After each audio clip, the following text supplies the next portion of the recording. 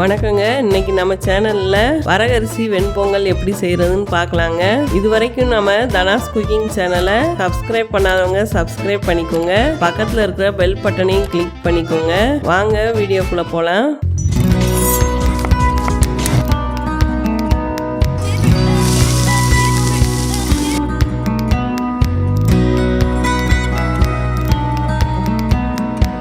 வரகரிசி பொங்கல் செய்ய தேவையான பொருட்கள்லாம் பார்த்துக்கலாம்.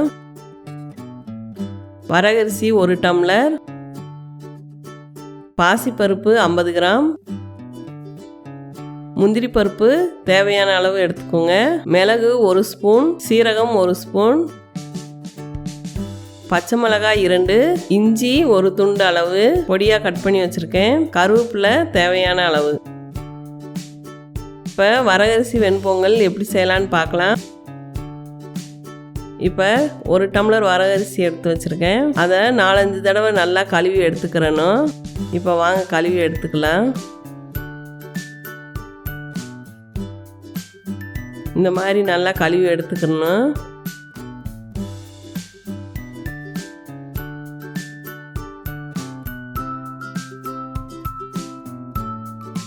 இப்போ நல்லா கழுவி எடுத்தாச்சு. அடுத்து நம்ம பாசி பருப்பை லேசாக வடச்சட்டியில் போட்டு வறுத்து எடுத்துக்கணுங்க.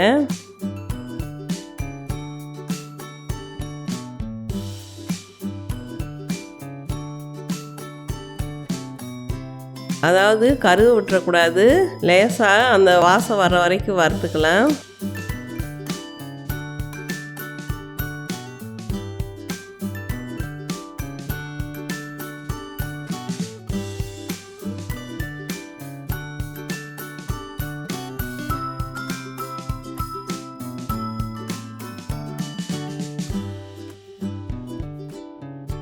இப்போ இந்த ஸ்டேஜில் எடுத்துக்கலாம். இதை கழுவி வச்சிருக்கிற அரிசியில் இதை போட்டு திரும்ப ஒரு தடவை தண்ணி ஊற்றி நல்லா கழுவிக்கணும்.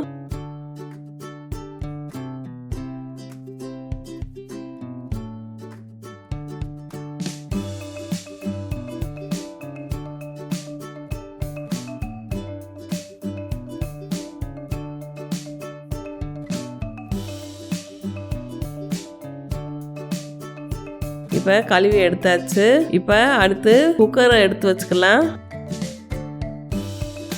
இப்போ கழுவி வச்சுக்கிற அரிசி பருப்பையும் சேர்த்துக்கலாம்.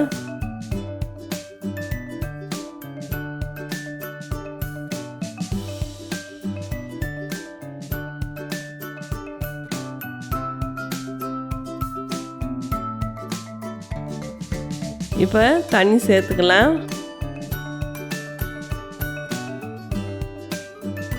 1 டம்ளர் அரிசிக்கு நான் 4 டம்ளர் தண்ணி ஊற்றிருக்கேன். வரகரிசி நல்லா தண்ணி பிடிச்சி வேகுங்க, அதனால் கொஞ்சம் அதிகமாகவே சேர்த்துக்கணும். இப்போ 4 டம்ளர் தண்ணி சேர்த்துருக்கேன். அடுத்து தேவையான அளவு உப்பு போட்டுக்கலாம்.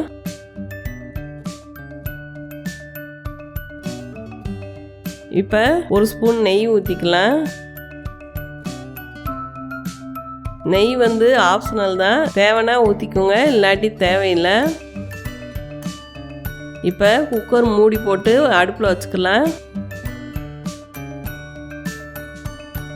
அடுத்து வெயிட் போட்டுக்கலாம். அடுப்பை சிம்லேயே வச்சுட்டு ஒரு 5 விசில் மட்டும் விடுங்க.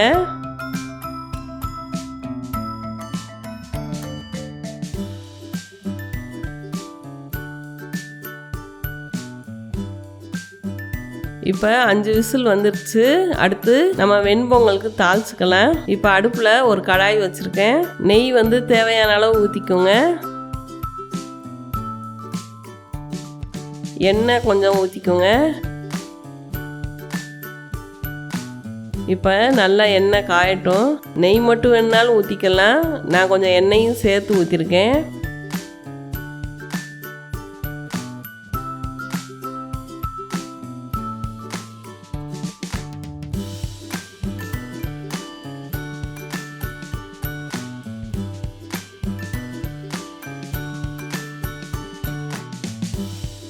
எண்ணெய் காஞ்சிருச்சு. மிளகு சேர்த்துக்கலாம். மிளகு 1 ஸ்பூன்,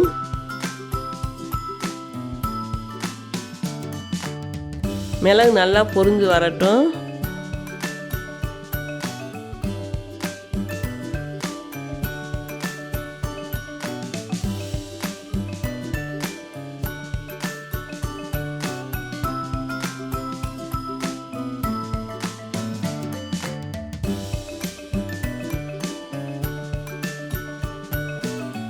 அடுத்து சீரகம் சேர்த்துக்கலாம். சீரகமும் 1 ஸ்பூன் எடுத்து வச்சுருக்கேன்.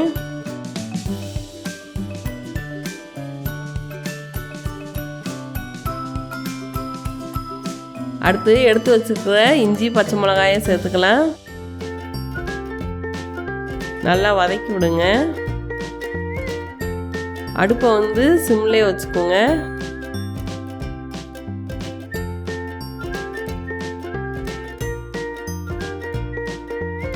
இஞ்சி பச்சை மிளகாய் நல்லா வதங்கட்டும்.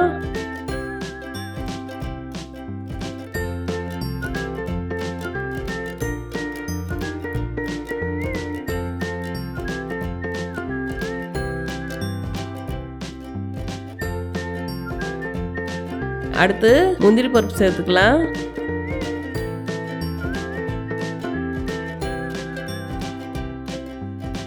முந்திரி பருப்பு ரொம்ப கருகிடக்கூடாது. லேசாக பொன்னிறமாக வர்றப்ப எடுத்து நம்ம பொங்கலில் ஊற்றிடுவோம்.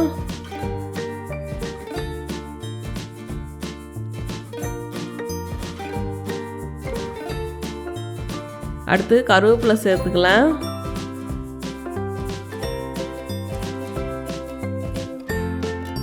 கொஞ்சோண்டு பெருங்காயத்தூள் சேர்த்துக்கோங்க.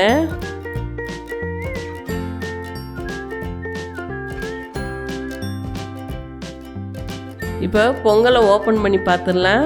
இப்போ பாருங்கள், கொஞ்சம் தண்ணியாக இருக்கிற மாதிரி தெரியும். இந்த தாளிப்பெல்லாம் சேர்த்த பிறகு ஒரு கிளறிட்டு திரும்ப ஒரு 5 நிமிஷம் மூடி வச்சுருவோம். அடுத்து பார்த்தீங்கன்னா கரெக்டாக வரும். இப்போ தாளிப்பை ஊற்றிக்கிடுவோம். ஊற்றி நல்லா கிளறி விட்டுக்கலாம்.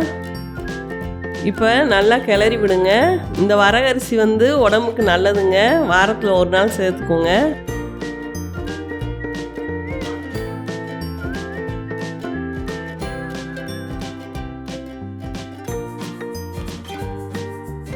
இப்போ நம்ம வரகரிசி வெண்பொங்கல் ரெடி ஆயிடுச்சுங்க. இதுக்கு சட்னி சாம்பார் நல்லா பொருத்தமாக இருக்குங்க. நீங்களும் உங்கள் வீட்டில் செஞ்சு பாருங்கள். செஞ்சு பார்த்துட்டு எப்படி இருக்குன்னு கமெண்டில் சொல்லுங்கள். இந்த வீடியோ பிடிச்சிருந்துச்சுன்னா லைக் பண்ணுங்கள், ஷேர் பண்ணுங்கள், மறக்காமல் சப்ஸ்கிரைப் பண்ணிக்கோங்க. வாழ்க வளமுடன்.